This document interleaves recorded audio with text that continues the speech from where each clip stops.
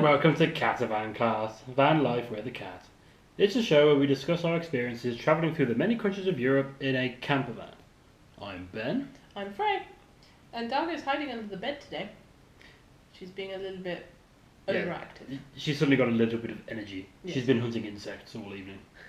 So there may be some background noise. Some bouncing around. Bouncing around.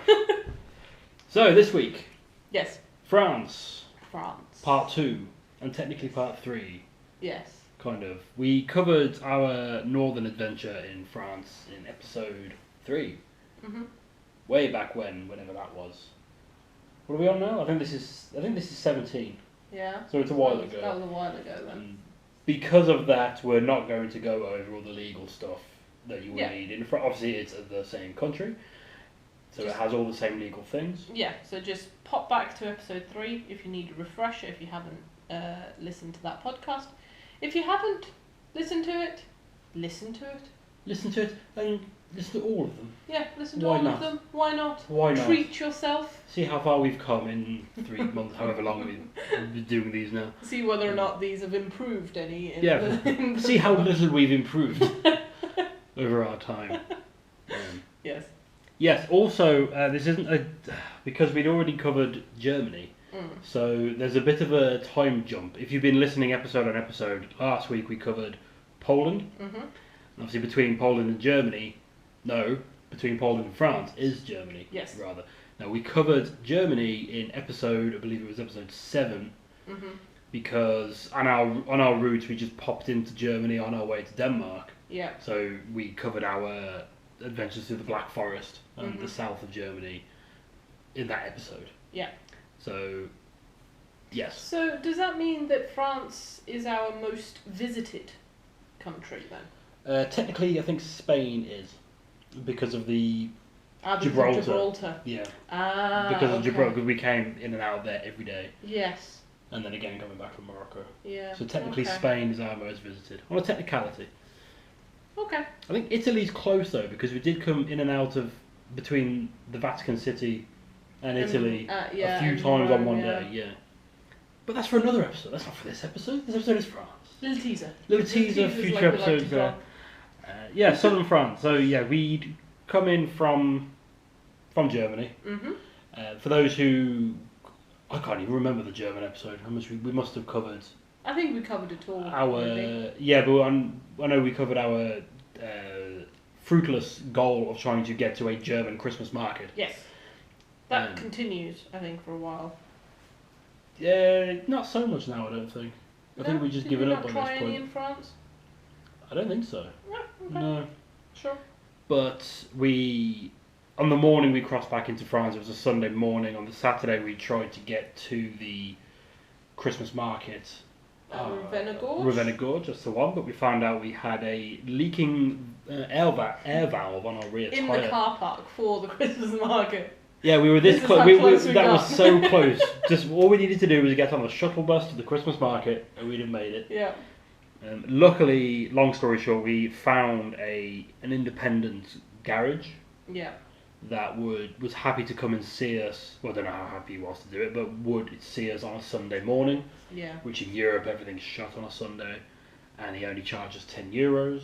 He got the job done very quick, and then we crossed over into France. So this was we were near or between Freiburg and Strasbourg on the map, and because the border down there is the River Rhine. Yes.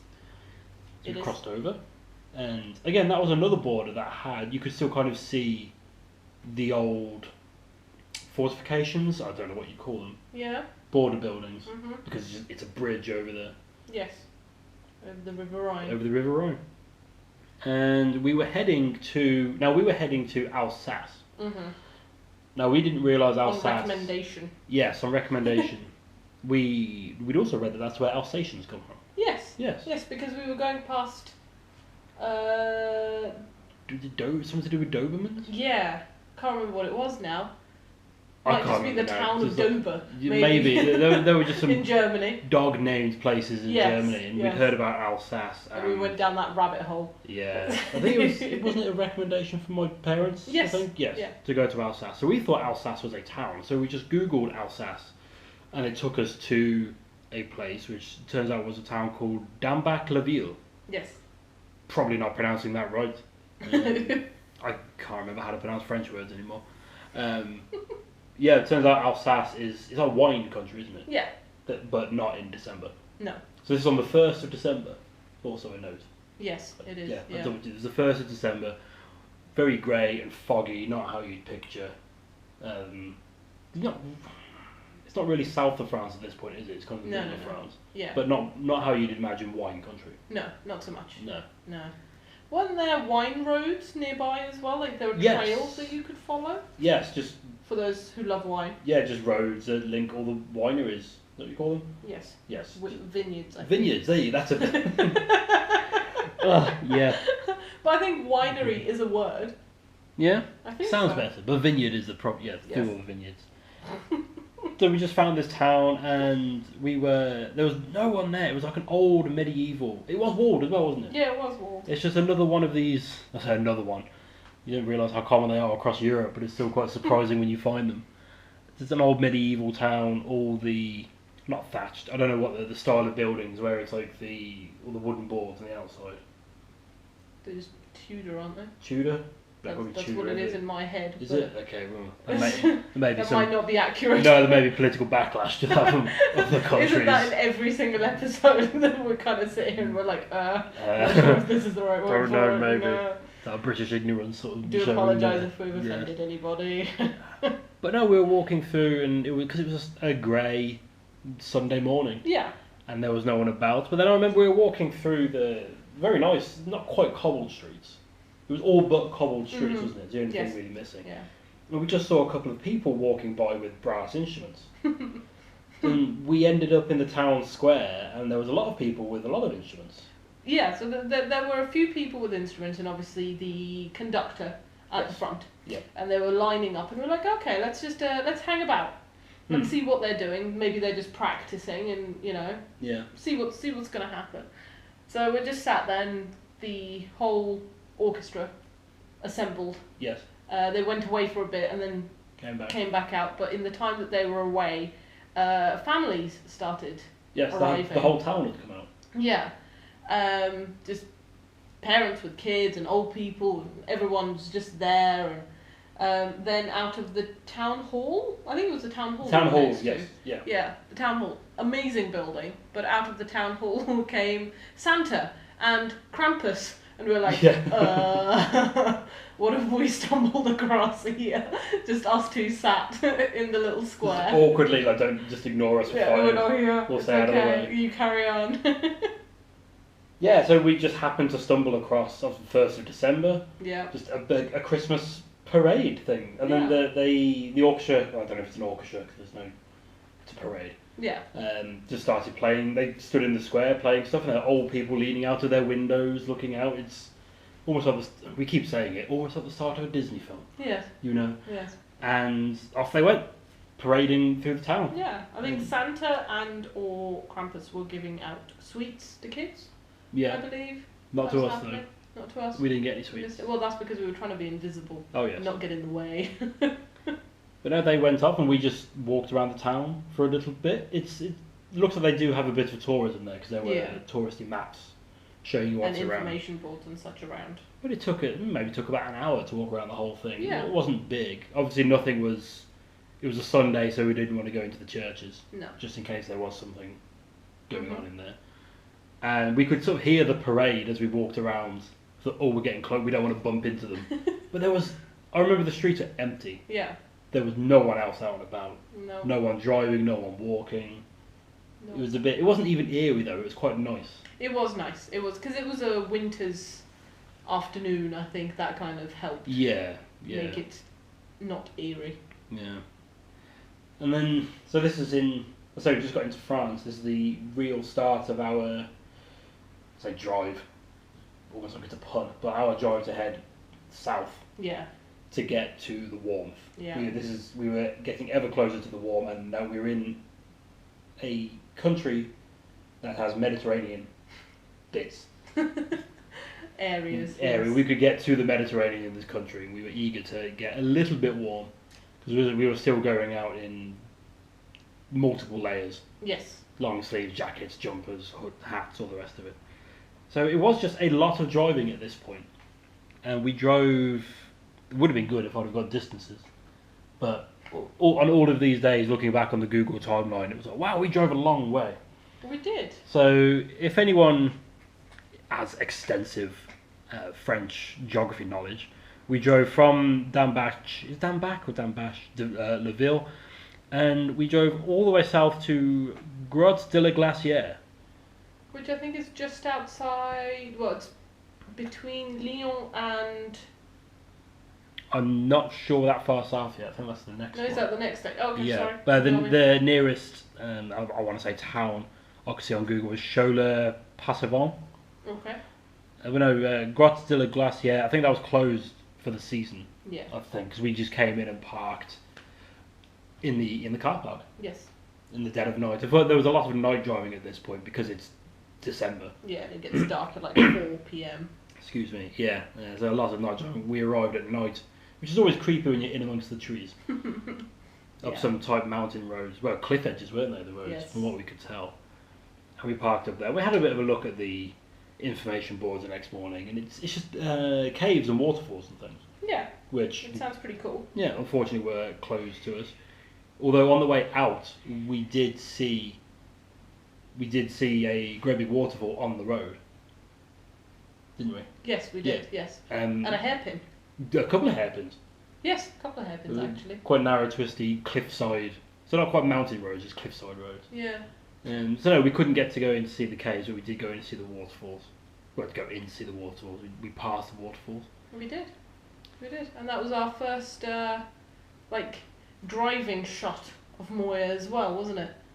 Yeah, it was take a hairpin. Very well, it's just very nice slowly. It's quite nice in such a long, clumsy vehicle. Yeah. To have those twisty roads to yourself. Yeah. Well, it's just get an action shot, a very slow 5 mile an hour action shot, but an action shot nonetheless. Yes. And yeah, so we just kept heading south, stopping at the waterfalls. Although this was the one. Now you don't remember this first bit. We drove through. Again, I'm going to pronounce this wrong, and I do apologise. Or we drove near Bessacon. Bessacon. I recognise the name. Which is on the river Doubs. Doubs. Probably pronouncing that wrong. But that was notable because there was a huge. It's kind of like the river goes around it, so it kind of like sticks out like a bulges out into the river, the town, and you could cut through the hill. Well, the huge great big hill. There was a citadel on the top of it, and there was a tunnel which just cut to the other side of the hill. Still no. No, you don't remember that? No. Okay. Well, we did, and that was I driving? Sticks it. You were driving. Yeah. That's worse. Yeah. Yeah. I will just say that I was focusing more on the driving. I remember getting to the town name, I forgot now. Began with a B. Besançon. Yeah, I remember getting there and it was dark and they had Christmas lights on. Oh no, this isn't. No, that you're way off. This is in the middle of the day. Is it? Bright sunshine. Oh, okay. Yeah, right. okay, never Ignore mind. me completely. Different town. I think I know the one you're thinking of. Okay. Yes, but that's when. So we were heading south again, obviously, and we were relatively close to the Swiss border. We were kind of coming around Switzerland, and we stopped in a little place called. Really gonna pronounce this wrong. L'Etoile, for some lunch. It's just a nice little picturesque French village just off the main road, wasn't it? And we just stopped in, had a bit of lunch, and then we carried on going through Bourg-en-Bresse. Bresse, I think. Bresse. And we parked out at a spot just outside Villebois, which was up a very steep hill. We were told there were picturesque cliffs, according to the Park for Nights spot thing, because it was the middle of the night, so we didn't see any. No. And that's when we woke up, and we still didn't see any cliffs because it was foggy. But then on the way back, the same road we come up to get back down the hill. Yes. About 100 metres away from where we'd spent the night, we saw ruins of a Roman theatre. Yes. Which is just like, what's all that there? Oh, it's just a quarry. No, wait, no, that's something. Look. And it was just huge, great, just up this mountain. Yeah. Coming out of the fog. Yes. from some town I'd never heard of. And apparently the cliffs, I've seen photos of them, they do look quite impressive. Yeah. But we didn't see them because we didn't get to see them. We couldn't see them, which was a shame. Completely forgotten. I think that was when we decided to drive in the dark as little as possible, so that we missed as little of the surrounding. Yeah, these few days were very much we are missing too much at night. Yeah. But again, the time of year, the distances we were covering is very difficult. So we carried on south, and this was the one where we keep talking about this. It's almost we crested a hill. Yeah. And suddenly we're in the Mediterranean. The plants changed. They became more hot plants. The architecture changed. Yeah. Suddenly you could be in Spain. At this point I'd never been to Spain. No. And I kept thinking we were in Spain. It was that sort of thing, and it was very. I don't know whether we just didn't pay attention, and then suddenly it was like, oh wait, that's a cactus. Oh god, it's a cactus. Yeah. No, I think it was like a sudden change. Yeah.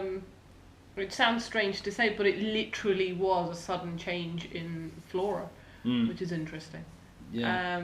But I do believe that, if again, correct me if I'm wrong, that was the day it was a cloudy day, but we could see sunshine in the distance, and that is what we were aiming for, and that's what we were heading towards. Well, I think that after we crossed into what felt like a different country, I think that's when the sun also came out. Yeah. Maybe that had something to do with it. I don't know. Yeah, we caught up with the sun. And that was when we were heading towards Saint Victoire. Yes. The big mountain. Big mountain? Yeah. Hill, cliff? No, it is a mountain, isn't it? I'd say it's a mountain. Would you say something else? This is the first time in the south of France in the south of France certainly, a little village, I suppose, called Suze-la-Rousse. Suze-la-Rousse, don't know.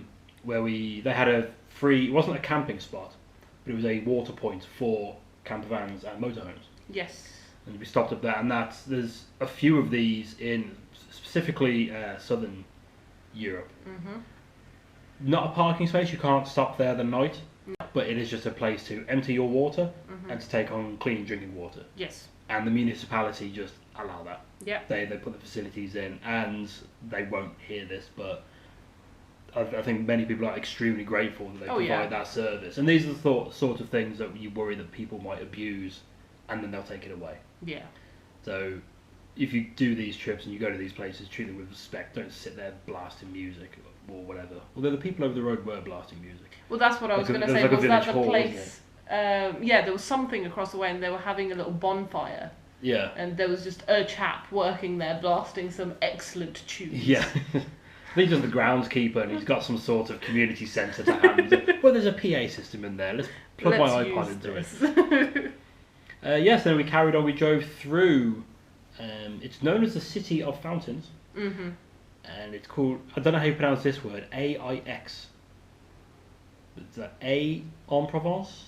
Maybe. Aix-en-Provence? Not sure. It's known as the City of Fountains. And we drove through and then parked up on the road pretty much in front of Saint Victoire. Yes. And we could just kind of see it in the night. Like you could see there was a shape darker against the sky. Imagine that on a full moon. Yeah. Imagine how bright that would be. That would have been something. But that's also when... That'd be crazy. Did we both see... Yeah, we saw a ball running on the side of the road, didn't we? Or you didn't? On the way up to Saint Victoire? I think so, in the night, yeah. And, we woke up the next morning, and Saint Victoire was... amazing. It's quite awe-inspiring. That was one of the first... Not one of the first, but one of the very memorable, awe-inspiring natural landmarks that we've seen. That always stands out as quite a highlight of that part of the trip to me. Yeah, definitely. And we could go outside of the van without jackets on. Yes, I remember that. We're still wearing hoodies though, I think. Still wearing hoodies, but just... Only one each. Just one hoodie each. Just a t-shirt and a hoodie. That's all we needed. And that was as warm as we'd been outside for months. Yeah. Since like September. This is December now. Yeah. And we had a little walk around with Dargo. We did. We had a walk because some of the views. Obviously, you've got the mountain itself, and we were kind of up on top of a valley, which had a river and some waterfall. We could hear the waterfalls before we saw them. Yeah. There was like a lot of them kind of staggered. Yeah. And you were just taking it all in, and just the serenity of it, how quiet it was, how far we could see. That was amazing. I think that's got to be one of my favourite spots. Yeah, that was a really good spot. That was. And we started planning where to go next because you're very close to, obviously, Aix-en-Provence and Marseille. Yes. Now, Marseille was our first choice. It was. It's Marseille, you know. Yeah, but we heard negative things relating to campervans, haven't we? Yes. There wasn't a single place to stop that hadn't had people breaking into. That was the first time that we'd heard of people being sat in their motorhomes or campervans. Oh, yes. And somebody literally just walking in. Yeah, I think they were parked near the beach somewhere, weren't they? They were sat having lunch and someone opened the door and went into their campervan. Exactly. Bonjour. Like, hello? Can I help you? And I think we've heard some other things as well, just general stories about the place. Yeah. So we thought, okay, we won't go to Marseille. So then we looked at Aix-en-Provence. And admittedly, this was just looking on Park for Night, but none of the parking spots had good reviews at all. No. All of them on there had reports of some break-ins. Yeah. And before people... one of them was very recent. I think one of them was about 2 days before. Yeah. So we were like, okay, maybe we won't visit this place. And before people... You know, there'll be people out there who are sat there thinking, you should have just done it, you could have found somewhere or paid for somewhere and you should have just gone and done it, you're just being wusses. Yeah. But this was, about a month? No. We were broken into in Sweden. Exactly. Like, we don't want to... Nowhere's safe. The Mediterranean is famous for not being safe for these things. You've got Marseille, you've got Barcelona, you've got Valencia, you've got all these places that people regularly get broken into. We did look at, because we always, especially in Western Europe, you assume you can't drive into the city. Yes. So you look for train stations, things like that. Yeah. It just wasn't feasible. The cost was then too high. Yeah. Because again, we are very much on a budget on this trip, especially in France is not a cheap country. No, not at all. And we were going to Spain, so on the way to Spain. So trying to keep costs low. The risk and the cost that would be incurred from avoiding the risk were just not worth it. Yeah. For things, I only wanted to go to Marseille because it's Marseille. I've heard of Marseille. Let's go to Marseille. I'm sure Marseille's lovely, especially the city of fountains. It's called a city of fountains. Yeah, I'm not going to attempt to pronounce that and butcher it. The city of fountains, from what I've seen, that sounds absolutely amazing. You know I love my water features, natural or otherwise. But we did drive through it, didn't we? And we kind of skimmed it a little bit. But we didn't see one fountain. No. Not one fountain. No. Just a lot of tight streets, which, again, regardless of any potential congestion or emissions charges, don't really want to get stuck in a great big foreign vehicle blocking up all the little French people just trying to get to work. So we avoided that, unfortunately. Just carried on towards Spain. Just following the coast, essentially. Although we couldn't see the coast for most of it, it was still quite a novelty when we did. Oh, there's a seagull! But then we carried on. We went through Arles, spelled Arles, so I'm going to pronounce this Arles. I'm not sure. I think that would be Arles. And we went to a shopping centre just outside Nîmes because they had a laundry facility. Oh, was that Nîmes? That was Nîmes, yeah. Ah. And there is a bus station at that shopping centre, which would take you into Nîmes. Yes. But I think the time of day we got there, it was already getting dark. It was already getting dark, and it's there's the time of day, and then we'd have to spend the night at a shopping centre car park. Yeah. Which is not there were a few other motorhomes and campervans there when we arrived. Yeah. But, there were. Yeah. Yeah. But no, we went in. They had just outside in the car park. They had just a laundrette. Yeah. The self-service laundrette. So we went in there. Which are amazing. I think more places need to have that. Yeah, it amazes me how ill-equipped the UK is for motorhomes and campervans. Yeah. It's just there's not. I think someone talked about introducing laundrettes to a chain of petrol stations in the UK, and locals were like, no, we don't want that. Why? You're there to put fuel in your car. What's your problem? Like, exactly. So yeah, we stopped there, did the laundry. We then went for Mcdonald and had probably one of the worst cups of coffee we've had. It was god awful on this whole trip. And we only went in there because I needed the Wi-Fi to upload a video. Yeah. And the Wi-Fi was awful. It was as bad as the coffee. Yeah, that was quite a letdown.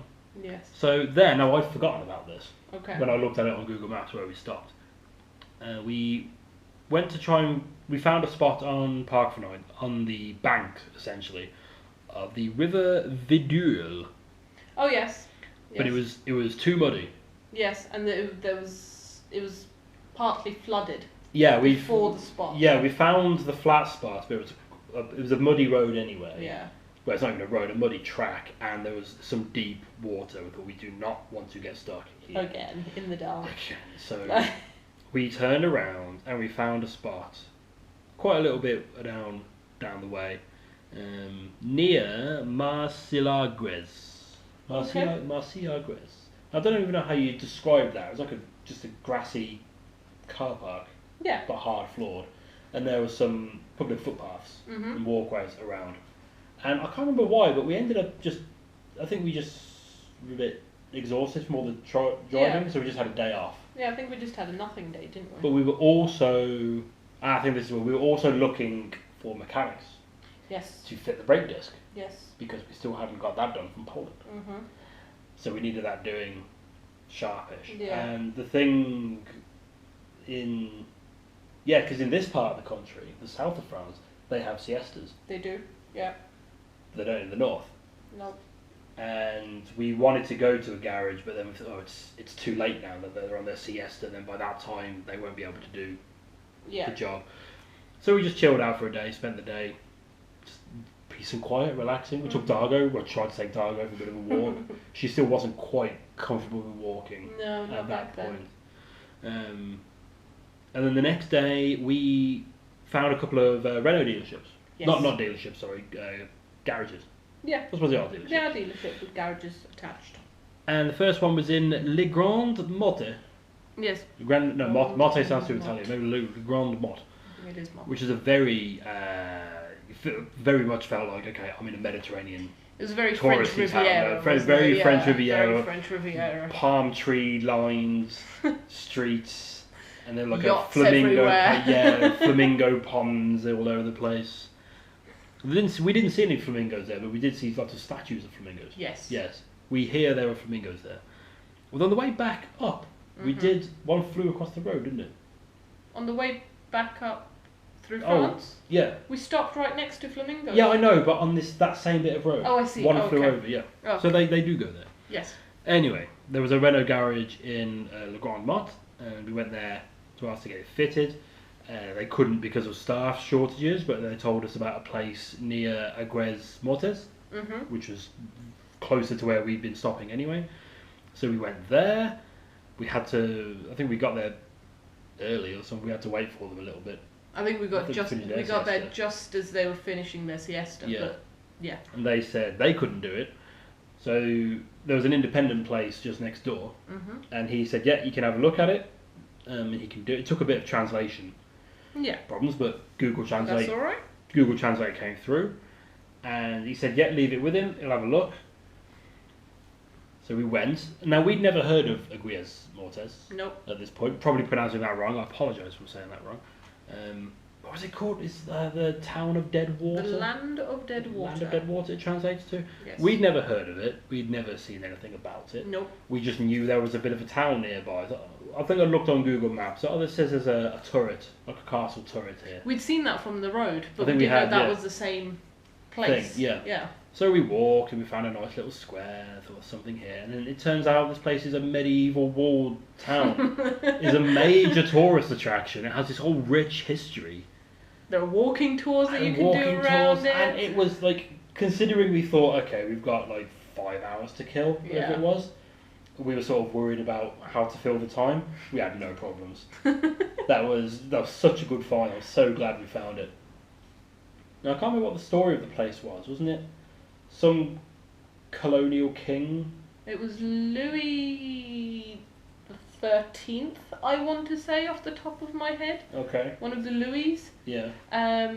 Huey, Dewey. Yes. Yes. One of the Louis, yeah. One of the Louis. And didn't he... I think he just wanted some Mediterranean ports, didn't he? Aragon, that's it, because it always reminds me of Aragorn. Mm. Aragon, some dude had Aragon. The Lord of Aragon had Aragon, and somebody else had something else beginning with T. Okay. Right? In the middle of them is this bit of land. Yeah. And Louis wanted a port on the Mediterranean. Mm. So he basically came along and took it. Yeah. And then set off for 2 crusades from that port, rallied everybody, and set off from there, I think, or something like that. Mm. And just loved the place, yeah, I think. There you go. Yeah. Yeah, but it was just such. I mean, we walked in like just everything. It's a medieval walled town, and it's a tourist attraction. Yeah. So it doesn't look like all the others. That sounds dismissive, but it doesn't look like all the others. But no, it doesn't look like all the others. No, but it's got it does when you write it down. So it's got the cobbled streets. Yes. The medieval walls, things like that. But that was our first Mediterranean medieval town. Yes. Yeah. And we was so lucky to find it. We could have... Again, we didn't go into any museums or anything. No, I'm not sure any were open by that point. Well, I'm not sure, but we wouldn't have done anyway, because it was... But there was that nice little market when you walk in. Yeah. There's the little stalls lining the streets, and then you've got the main square in the middle where there is a tourist office, and they have free maps. Yes. With walking tours in them. And we followed one of the walking tours, but in reverse. Yeah, we did. Because I went the wrong way. Well, because walking tours, they take you outside the city as well, don't they? Yes. Out and around into the fields surrounding it. Which was... we were just so lucky to find the place. Yeah, it was an amazing fun. You could get up onto the... I can't remember what you call it now, the walkway on the wall itself. Is that not the ramparts still? Ah, the ramparts. Yeah. Those ramparts, yes. But we couldn't see... We think you had to pay to get up there. I think so. And but every single entrance we tried was shut because I made you run up and try quite a few. Yes, sneak up these medieval barricades. And have a look, see if that door opens. Yeah. But no, that was really good. That was like such a surprise. Yeah. For us. And so you've got you've got a day to kill. Yeah. Here's a medieval walled town. Sweet, thank you very much. For anybody who's ever played a Total War game, right? On the map, you get the little settlement icons, like when it's a castle. Yeah. Aguirre Mortes looks like one of those. It's one of those. It's one of those. It's like a little turreted, beige white cube with houses inside. Yeah. That's what it is. Yeah. No, that was very good, and that nicely took up the time. And it was only about 15-20 minute walk away from the garage, wasn't it? It wasn't too far. So we got back to the garage in high spirits. We did. That soon ended. Of course we did. Because he could not get the wheel off. No. Physically could not get it off. And I think it was him who recommended to go to a truck garage as well. As well, yeah. So, as well as people in... Yeah, the guys in Poland said to as well, didn't they? Yeah. So we thought, fine, okay, we'll carry on. So then it was already evening at this point. It was. And indeed. We headed... yes, here we go. This is the place you're thinking of. We headed south, carrying on south. And we found a campervan and motorhome parking place in the town of Nisegres? Okay. Not sure. And that's the one where we kind of missed the turn and all the Christmas lights were out. That may be what you were thinking of. That's not what you were thinking of, the way you're looking at me now. Not sure. But we parked, it was like opposite a school. And there was like a river on the other side of us, down a little bit. We're up in the mountains. No. No, don't remember? No. Okay. Sorry. I don't think we have any video of it, unfortunately. But it was just another place provided by the municipality. Yeah. But this had all the, there were bins or water points. You were allowed to stop there on the night. There were a couple of other people there in campervans, motorhomes. Okay. And yeah, we had a quiet night there. And then got up in the morning, carried on. We had to go over some mountains, big open mountain roads. And then we got to the coast, and then we were following the coast south. Yeah. And then we were heading to a car park near the top of a mountain. I think I wrote down the name of the mountain. No, I did not. But it is just through the village of Opul Perilos. Yes. Which is very perilous. Yes. Because the streets of that village were not built for 7-metre long Renault Masters. No. Luckily, the locals in their vehicles were very understanding of our plight. Some of them were. Well, one guy didn't see. One guy didn't came around a blind corner, not listening to the guy frantically waving at him to stop. Until he got far enough to see us, and then was like, "Oh, and yes, okay, sorry, I'll reverse now." Sheepishly reversed. But no, we went up to the top of this mountain, and this was at the time. This was my favourite stopping point. Yeah. It's still up there for me. I think for me as well. So we were. It's a public car park up the mountain, quite a mountain, like gravelly mountain road to get up there. Luckily, we didn't have to pass anybody. No. And you park up, and you're not at the top of the hill. There's a footpath which takes about half an hour to get up it, because you have to sort of go around the back of quite a cliff face with an old fortress built on top, like a castle sort of thing. But we got there fairly early in the day, so we took the opportunity. It was warm enough at this point. It was just warm enough to wear a t-shirt. Yes. And nothing else. Yeah. Because it was bright and sunny, and we were right down in the south of the country. So we had the van out, and we just had a nice relaxed day. It was just such a positive time. Yeah, we had some stuff to do in the van as well, if I remember. I just remember we aired everything out. I think I spilt some water. And that was the catalyst behind I see. Okay, fair enough. airing everything out.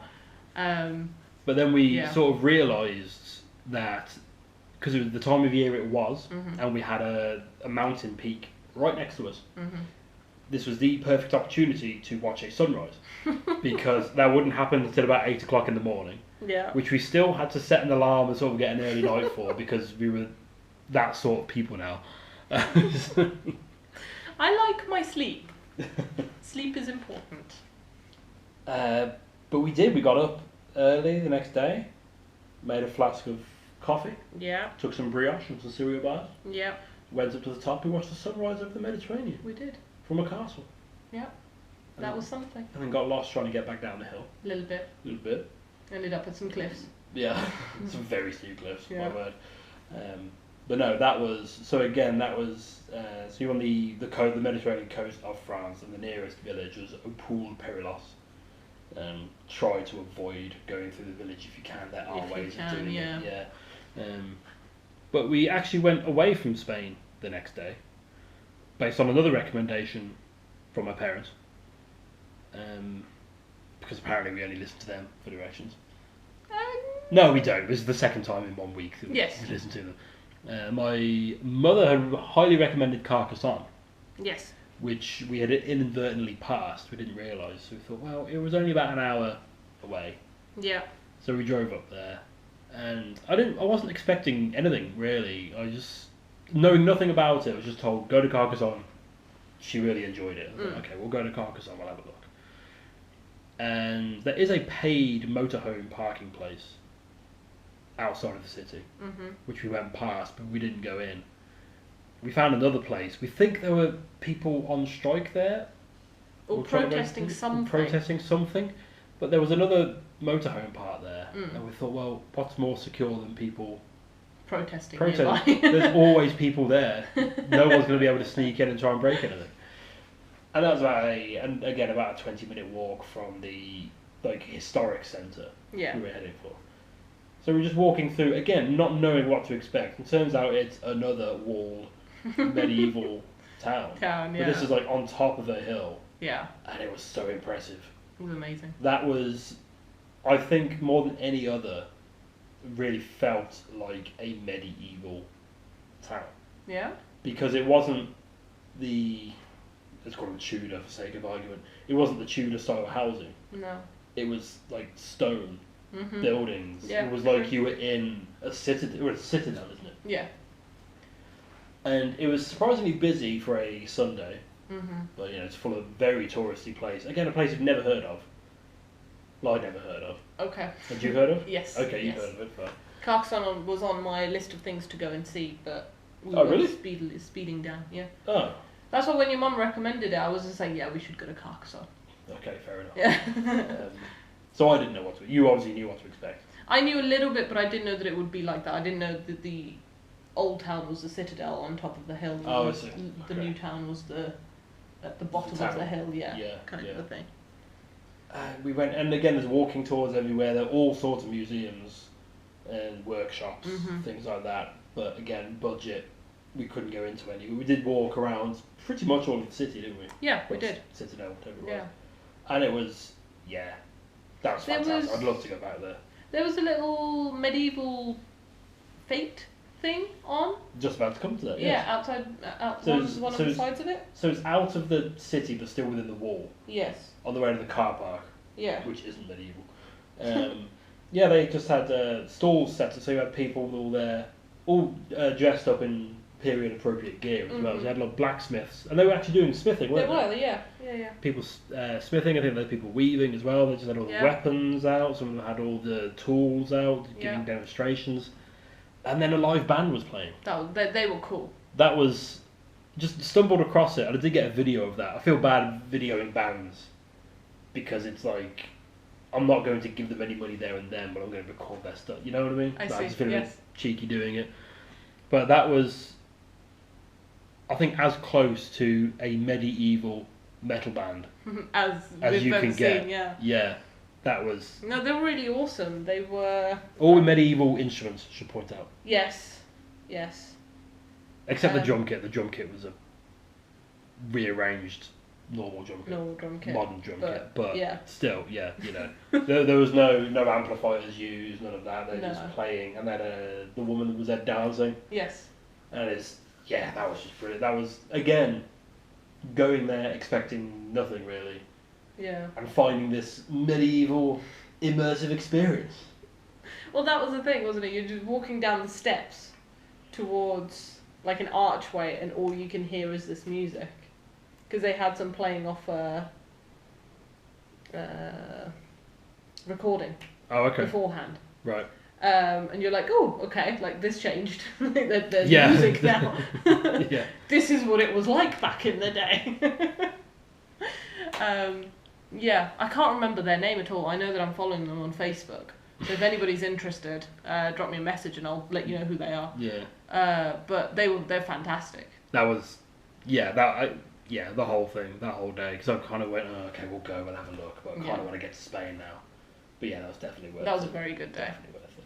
And then we did go to Spain. We did. We went through the nearest town. It's not actually on the border, but the nearest big town, city thing was Perpignan. Perpignan, there you go. And we crossed over, and that was... I remember there was a huge queue coming into France up the hill. It was just a single carriageway road with just shops constantly all the way down. And it was getting dark as we were going in. Luckily, we had no bother getting in. There was a proper border there. Yeah. A manned border, should clarify. Clearly in one of the old border buildings where they would have checked everybody, but they're obviously just spot checking people. They felt the need to. And we carried on through, and we stopped at a nearby motorhome parking area. Yeah. And then Spain happened, and Gibraltar happened, and Morocco happened, and then Gibraltar happened again, and Spain happened again. And then, so that was on the 5th or 6th or something of December. Yes. And then it was the 20th of February. We returned. There you go. I didn't know it was that long. Yeah, a whole lot of stuff happened. You have to subscribe and carry on listening to find out all that stuff. All the juicy goss. And we came back in at the same place, and there's a place just outside Perpignan, which was a proper motorhome camping parking space. Yes. Rather, but it was on a hill. Yeah, just quite slanty. Quite slanty, right outside a graveyard as well. So if you're a bit superstitious, maybe not the best place to park. But if you are going to park there and you have wheel wedges, chocks. Leveler chock. Well, no, not chocks. Levelers. Oh, okay. Definitely take those. So we parked there, and at this point we were heading to Italy. But we also needed snow chains. Oh yes, we did, because Italy and its snow chain rules. Yes. So we tried in Spain. We tried a few garages and Halfords-esque shops. Halfords, for anyone who doesn't know, how would you describe Halfords? Like a car accessories place. You go and get your radio, you go and get seat covers, things, windscreen wipers, and snow chains. And we couldn't find any of the size we needed in Spain. So I was looking online, I thought we've got to go back through France. France has Alps, they must sell snow chains.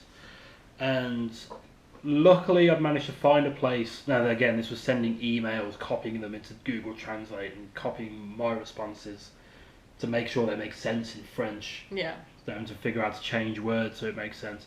A company called Pro Chains Niège, not sure. Pro Chains Niège. Got in touch with them. Turns out their offices were just outside Montpellier, which is on the coast, which we were going past anyway. Yeah. And they said they arranged to have them sent to their offices, which just seemed to be a house, didn't it? Yeah. Yeah. But yeah, they were kind enough. I explained our situation, and they're like, "Yeah, come here. We'll send a guy. Just bring the money, pay cash. Jobs are good, and I cannot thank them enough for that. I know that was amazing. Turns out we haven't needed them. No one's checked to ask us if we have snow chains. No. But the fact is, if anybody did, we have them. Yeah, exactly. One thing that you've mentioned in passing just now is with Google Translate. Yes. So Google Translate is quite good. Yeah. For just typing things into, or even speaking things into if you speak clearly enough, and it will translate to whatever language. If you are typing things into Google Translate with a few languages, it's not as good, and quite a few times it takes things literally as opposed to without applying context to them, and things like that. So as Ben said, a good trick with that is to reverse translate what you want to say. Yeah. So you type in English, it'll, for example, give you French. You then take that French, copy and paste it back into Google Translate and see what the English translation of that is. Yes. To see whether or not it makes sense. Usually it's only a couple of words out, but sometimes those couple of words are... It's enough. The crux of the matter. Yeah. So...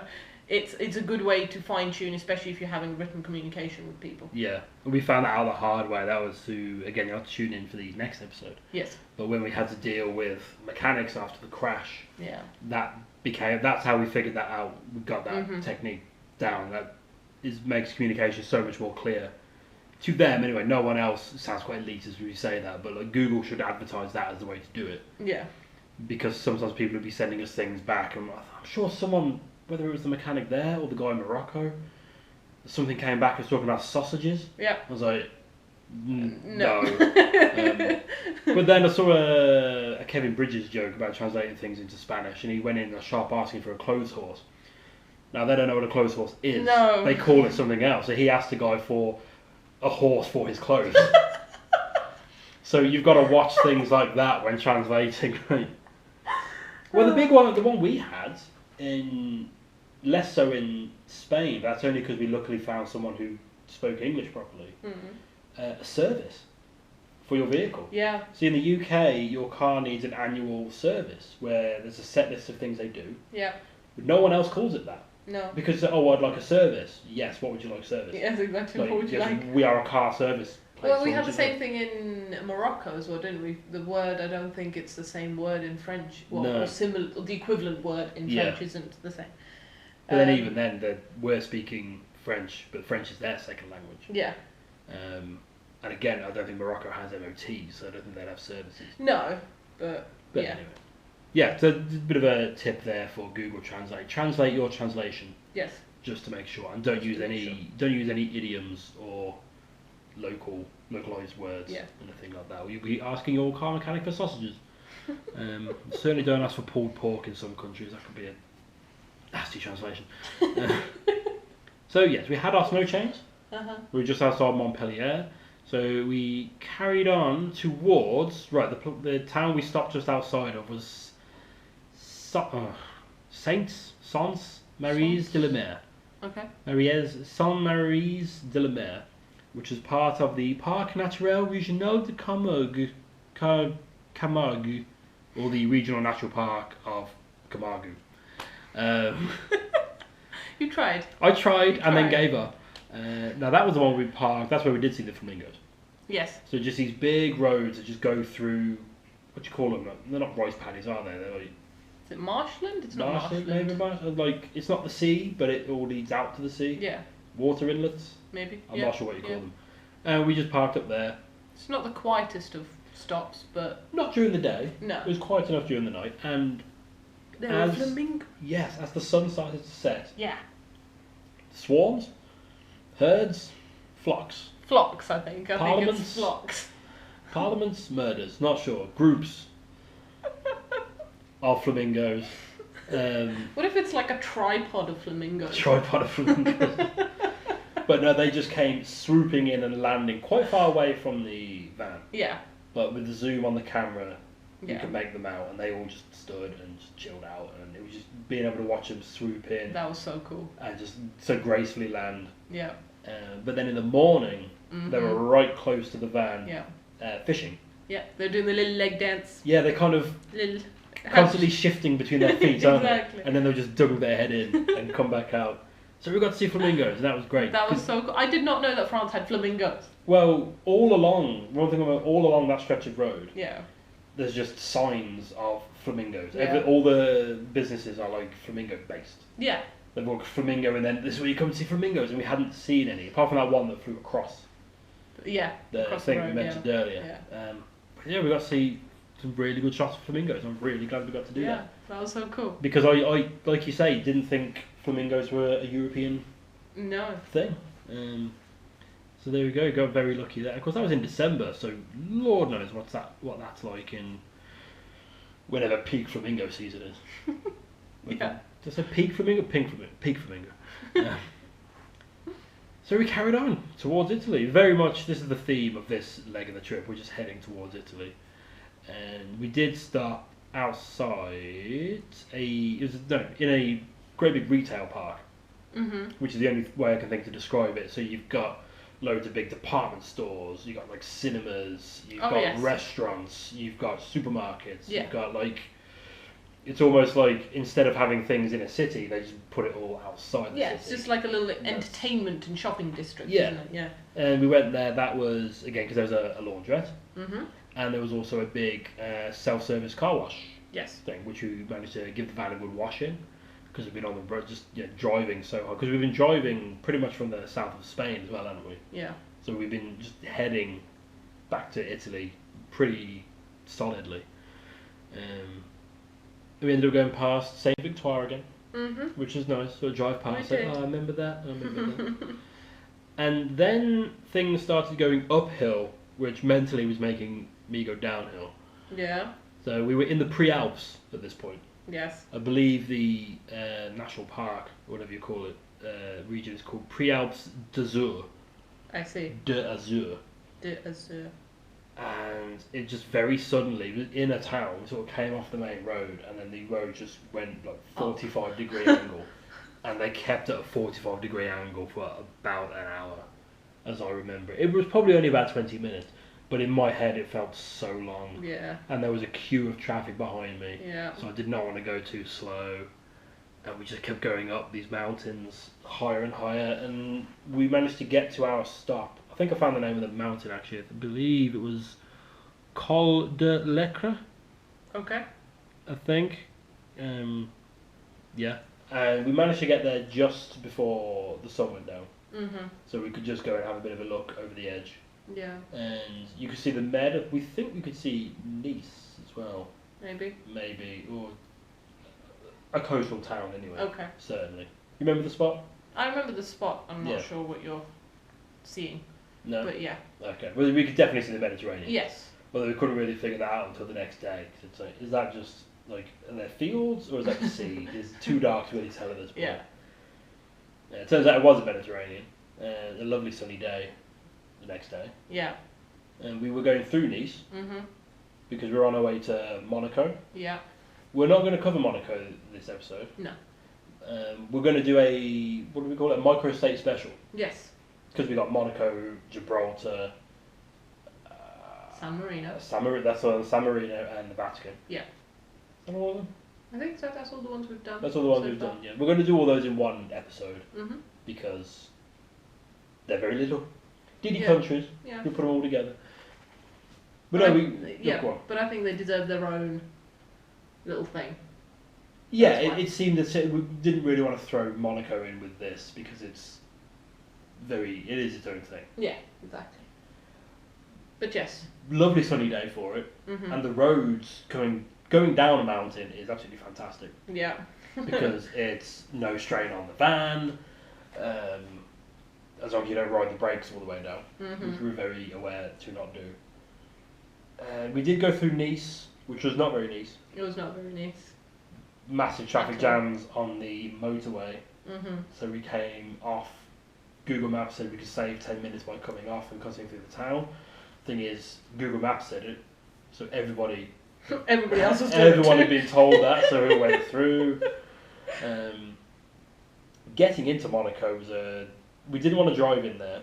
As much as I'd love to take the van round that corner, I don't want to drive into Monaco. I think one day I'd like to quite drive into Monaco. I think that'd be quite fun. Maybe. I'll do it. Okay, sure. I'll get out and take photos. No, but we found out there was the nearest train station to Monaco. Yeah. Was just on some dead end, very narrow street, which luckily we managed to get parked on, because there's just parking all over. It wouldn't be that narrow a street if people weren't parking on it. Yeah. But that's just parking for the train station. Yeah. We got into Monaco and came up. Just a note. Yes. If you are a vehicle that is 7 meters long, don't go down that road. Yes, this vague road we've just discussed. Don't go down there. Don't go down that road. If you do go down that road, turn before you get to the train station. Like, turn around before you get to the train station. I very almost got stuck, and we are 6.5 meters long. Yeah, it was like that bit in Austin Powers where he's trying to turn around in the corridor. Yeah. Yeah, it was that bad. It was awful. Yeah, but yes, tricky. But it was the nearest train station to Monaco. It's literally one stop and you're in. Yeah. Well, we'll probably tell you which one it is. We'll get on to... Yeah, when we talk about Monaco in the episode. So we went to Monaco. But yes, we did Monaco. Had Monaco adventures. That was amazing. Came back out. Yeah. And then we went to... some roads were closed, weren't they? Yes. It was starting to get dark. Yeah. We'd already decided we don't like driving at night at this point, because it'd been several months. And it was end of February. Yeah. So we didn't have to drive at night so much. Roads were closed, we did drive at night. We ended up stopping on like a lay-by on a mountain road, didn't we? Like, yes, it's kind of not quite a hairpin. No. But quite a tight corner on the edge of this mountain, and there was just a bit of a lay-by. Yeah. Dug into the rock kind of thing. So we parked up there, overlooking the town of Menton. Yes. Which was hell to drive through. Hell to drive through, but partly because the roads were closed. There was obviously something on, wasn't there? Yeah, something was happening, but only sections of certain roads were closed. And other roads were one way, so you couldn't go down them. Yeah. And it was a horrible experience. There was that roundabout which was half closed. Yes. And you had to go the wrong way round the roundabout, but other traffic didn't know that, so you were just stuck in this. Wasn't it some hell? Wasn't it some sort of a week-long festival they had? I think so. I think we could pick out enough of the words from the signs. Yeah, this is a week-long thing going on. It's like, oh my god. But the view at night when we got parked up was quite nice, to be fair. And in the morning it was rather glorious. Yes, okay. And then down the very tight, narrow cliff roads. Yeah. To the border with Italy. Yes. Where I think you did have to. There was, I think, 3-point turn. Yeah, on the hairpins. There were 2 hairpins where I had to do 3-point turns to get down. And then into Italy now. At this point, so we're not going to do Italy next. Italy's still a few episodes off. Yes. But at this point, COVID was a thing. Yes. So this is where COVID started properly being, somewhat started being a thing for us. So at this point, there was only some northern regions of Italy were being affected. Yeah. They were already under some sort of lockdown. Yeah. So we didn't know, and we'd also heard stories getting into Italy, British bands trying to get into Italy. Yeah. Had basically been held up deliberately at the border, being told, you wanted Brexit, this is Brexit. Yeah. So we had that to worry about, and then we had the COVID thing to worry about. We got up to the border, nothing there. No. Straight through. Yeah. No one even looked at us twice, which they should do. The van was brightly coloured. Maybe that's why we get away with it. Maybe You we look look too cheery. Yes, that's it. But yeah, that's... Plus there's me driving with like the inane grin on my face. Of course, yeah. Constantly. But yeah, that was our escapades in the south of France. In the south of France, yes. Heading all the way south and then heading all the way back north again. Yeah. Well, I do like the south of France. It is quite pretty. It's very pretty. It is. In fact, especially like we say, the two big mountains that we fell in love with, so Yes. Pool and Saint Victoire. Yeah. Like that's just. Yeah, those are two big standout places for me on the trip. It's just a shame both times we were just passing through. Well, I'm not thinking about it. With what we said about Marseille, I'm not too sure how much more we could do city exploration wise in the south of France. Well, I think if we were just going to the south of France, like we weren't doing it as part of a big trip, then you can find a campsite or something, or some secure parking out of the way, and then get the train in. Because I think we looked at that for Marseille, and again, it's expensive. Yeah. I know, because there are options for that in Spain. Yeah. But again, it's expensive. They were trying to do it on a budget. Yeah. Couldn't really swing it. So if we were going just to the south of France, there's plenty we would do. And then I think on the way back, it was like, well, we have to go into Monaco, because it's Monaco. We'd be going right past it. We need to go in there. Yeah. And we had preconceived notions of Monaco being incredibly expensive. Yeah. So I thought, well, we'd rather, if we're going to go visit a city, we'd rather be that one, rather than, I say another French town, but yeah. But no, thoroughly enjoyed the south of France. Much more than the north side of North France. Yeah. That may have something to do with the weather. Very different, though. Very different. It really did feel like a different country. Yeah. And, I mean, they have siestas there. It's essentially Spain with a different language. Yeah. That's probably very offensive to some people, and I apologise. But, you know, it's all the Mediterranean. The Mediterranean has its own... Mediterranean has its own thing going on. Yes. So okay. yeah, that was that. Right, trivia time. Yes. Because we didn't do any trivia. We didn't have a trivia section when we last did France. No, we didn't. France is quite a new thing. Yes. So these are some of the... France has so many interesting little facts. It's France. I could go on, like, for ages on this. But I tried to whittle it down just to some of the best ones, or the more interesting ones. So, France has the most time zones in the world. See, again, I know why, because you told me why. Yeah. But that's interesting, because Russia. But Yeah. France has the most time zones in the world. It has 12. Okay. Because of its overseas territories. Mm-hmm. And 20% of the territory of France is outside of Europe. Okay. They have 2.5 million citizens living outside of Europe. Outside of Europe, yeah. Mm. Incidentally, little bonus one there. France's largest border is actually with Brazil. I see. I can't remember the name of the country. I didn't write this bit down. I just remembered this. Okay. Because there's a country which borders Brazil, which is French. Oh, I see. It's a French territory. Yeah. And that is their largest border. Okay. So there you go. Cool. Another, on terms of size, it's also the largest country in the EU. Oh, really? Yeah. And the third largest in Europe after Russia and the Ukraine. Ah. So there you go. I think I actually have that as another point. I'm not sure. Have I just ruined it? No, I don't think I have. That's fine. Anyway. Per person, Mm-hmm. France is the most nuclear-powered country in the world. I see. So this takes a bit of reading. There's 58 reactors, Mm-hmm. so 66 million people.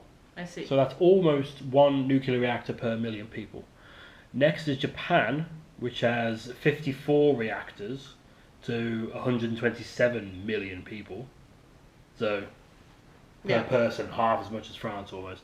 And third is the US, which has 104 reactors to 319 million. So France is... That's a lot of reactors. That's a lot of nuclear reactors. That's a lot. And where does the waste go? Exactly. No one knows. Don't drop a bomb on France, it'll kill everybody. The Canal Dumidi is Europe's oldest functional canal. Okay. And we actually passed it twice, we didn't realise. Did we? It runs from Toulouse, Uh-huh. through Carcassonne, and into the Med near Béziers. I see. Béziers, not sure how I pronounce that one. Interesting note about that. So Béziers and Marseille are also the 2 oldest cities in France, and they were built by the Greeks in the 6th century BC.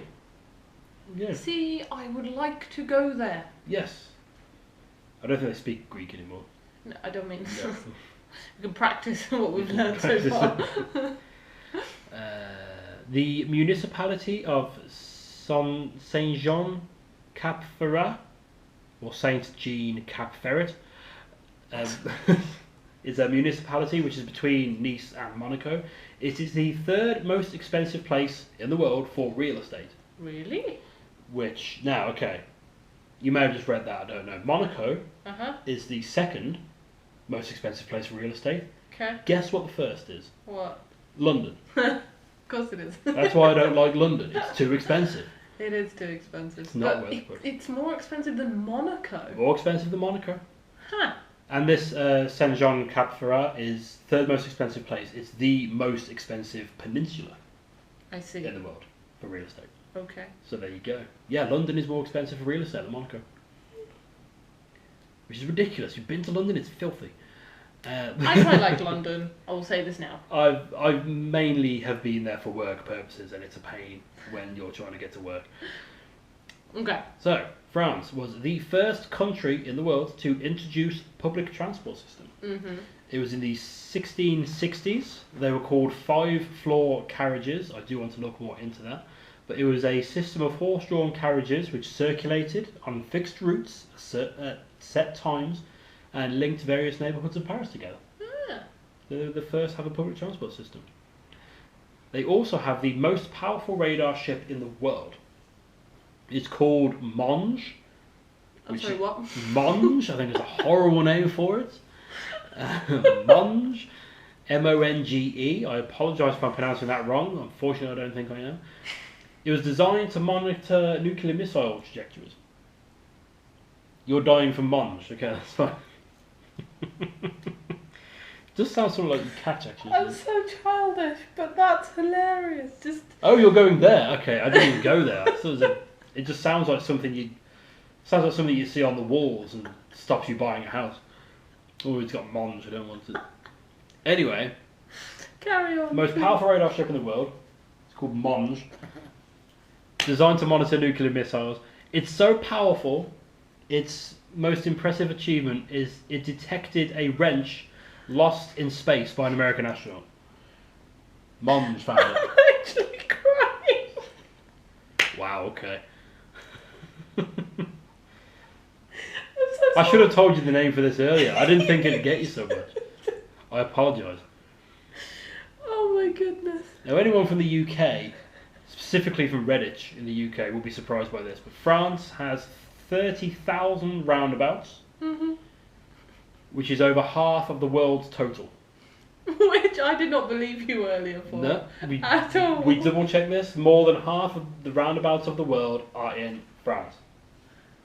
But there's never been a roundabouts of France calendar. There has been a roundabouts of Maybe Redditch. this is what we need to do. Maybe this, but it did say the UK has the most roundabouts when compared to amount of roads. I see. Purely because we're a smaller country. Yes. So France has more roads, but they have far more roundabouts. This was an interesting one to me. France is McDonald's most profitable market outside of the US. Yet they make terrible coffee. Terrible coffee. Terrible Wi-Fi. There are over 1,000 McDonald's in France. Wow. I don't know whether that includes the foreign territories. Oh, okay. But it's France after the US. France is where McDonald's makes their most money. Which I don't know. You don't think that. It's just. Yeah. Why France? Why France? Yeah. They also have the densest. Sorry, Paris has the densest subway system in the world. Is that a word? Is densest a word? The most dense. Yeah. The most dense subway system in the world. There are 200. I think it's also the earliest, actually. I think Paris is the first one. Was it? That wasn't on my interesting list of things I found, but I think it was. Okay. Citation needed. I'll go with that. But Paris subway system has 245 stations on 14 lines in an area smaller than 90 square kilometres. So that's it is dense. A bit crazy. That's dense. I think we should reiterate a little money-saving thing for the Paris Subway system as it's come up. You can buy like 10 single tickets for like €12, something like that. Yeah, like don't buy single tickets. If you're there for a couple of days, buy 10 single tickets. It works out a lot cheaper. Yeah. Next one, right? I quite like this one. Nice little story here. In 2011, there's a train station at Montparnasse. Okay, Montparnasse. sure. I don't know how to pronounce that. Montparnasse. It's a train station. Someone left a piano after a concert, just waiting for someone to take it away, I suppose. Yeah. Passers-by just started to play it. This picked up popularity. I've started going viral or whatever. So SNCF, which is the French rail system, I suppose, decided to place pianos at other stations for people to play. And today there are currently 100 stations with pianos. That's quite cool. That's quite nice. I quite like that. Yeah, it's a nice little thing. They've even started doing that in other countries. I know for a fact they have one at Birmingham station. They do. Yes, they do. Just a piano. I don't know whether that's permanent in other places, but yeah, just a piano you can go and play. Yeah. A couple of bonus ones. One, this fact's a fun one. The next one's just an interesting one. There is an active law in France which forbids people from naming their pigs Napoleon. Yeah. Seems oddly specific, but you know, very specific. There you go. And finally, according to law, this is an interesting one. Traders are under no obligation to give customers change. Yeah. It is up to the customer to give the exact money. Interesting. Anything else is just a there you go. Maths tax, I suppose. Excuse me. Let's keep that in mind for. Yeah, when we go back. Well, I mean, we've had change there. I think it's just one of these. They could, if they don't like you, they could just be like, well, no, you're not getting any change. No. Is that offensive? What's saying no in French? Yeah. I don't think so. Okay. I'm not sure. I can't tell anymore. Anyway. Wasn't there also a fact that you were telling me earlier about women having to seek official permission before wearing trousers? I could have looked it up, but I was, busy getting everything else together. And I didn't like the way the fact was worded. It said it was theoretically illegal. So I think that means that it's not enforceable. Is that like technically illegal? Yeah. Okay. Yeah. Anyway, apparently there was a law which was only repealed in 2012. Yeah.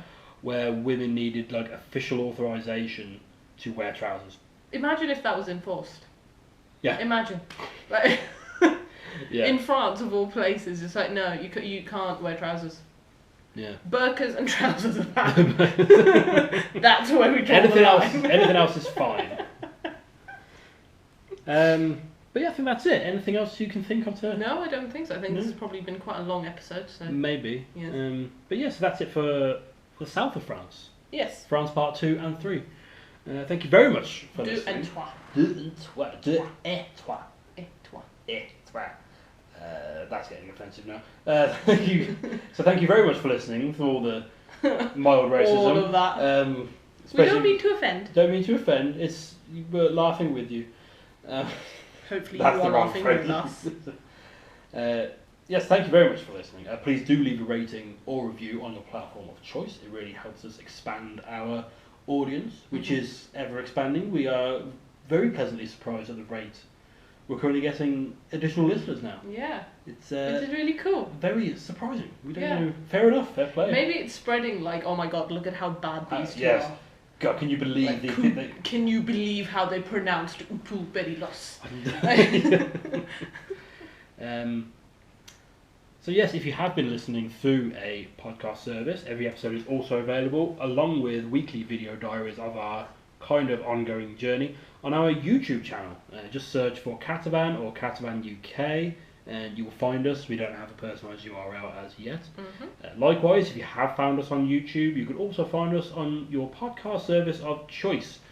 We've heard word that apparently we will soon be available on Alexa and Amazon Music. I think they're going to start putting podcasts on now. Yes. They haven't done that yet, but hopefully when they do, we'll be on there. So you can say, Alexa, CatavanCast. That'd be so cool. And you'll get us. And the music starts bloop, bloop, bloop. That'd be so cool. That'd be so cool.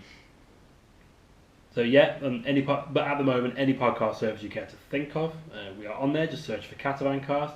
These podcasts come out every Wednesday, and the video diaries on YouTube come out every Sunday. you can get in touch with us for any reason you want to, really. We're happy to have any kind of interaction with people. You can leave us a... That makes it sound so bad. Well, no, if you're going to come and have a go at us, fine, whatever. Yeah, that's so cool we can too. learn, yeah. So you can leave a comment on YouTube, or, I think the system on iTunes is you can leave comments, but only if you put a 5-star review. Oh, I see. That's not actually the thing. I just want people to leave Oh, a 5-star okay. review. They leave a 5-star review and a I negative love how comment. I just believe all the crap that you tell me. But then it would get recognised as a high review and a comment. Oh, I see. It doesn't see what's in the comments, so it's good. Or you can follow us on Facebook and Instagram, where we are at CatavanUK. Or you can email us directly at catavanuk@gmail.com. Then there's Redbubble store. Yes. Redbubble is still alive and very much going, which is cool. I am putting more things up. It's been a little bit slow recently since we had a guest. Yes.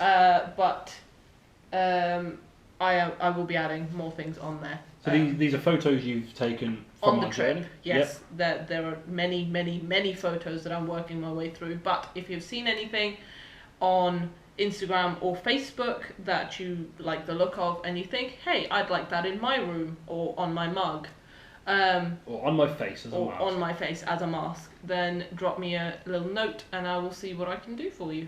There you go, personalised merch. Exactly. And if you want, I would even go as far as making it a unique thing. So you can have a truly unique item in this world of globalization. Yes. Mm-hmm. That's a service that Many some provide. Yes, but us too. We're here also. So that's it for this week. Yes. We'll be back next week, where we'll be covering Spain. Mm-hmm. That might be a long one. Yeah. A whole lot. That may be two. That may be our first two-parter. We don't know. We'll see how we get on. So hopefully we'll see you there. Yeah. That'll be good. I've been Ben. I've been Frey. Dargo calmed down throughout this episode. Yes. And is now very awkwardly sleeping on some clothing on a table. But hey ho. But still very adorable. Very adorable. It's got to the point where you start crying now, which is great. A little bit. She shouldn't be that cute. It's not fair. She'll be loud. Okay. Yes. Yes. Okay. Okay. All right, Thank you for listening. Yes. Thank you very much. See you next time. Bye bye. Bye bye.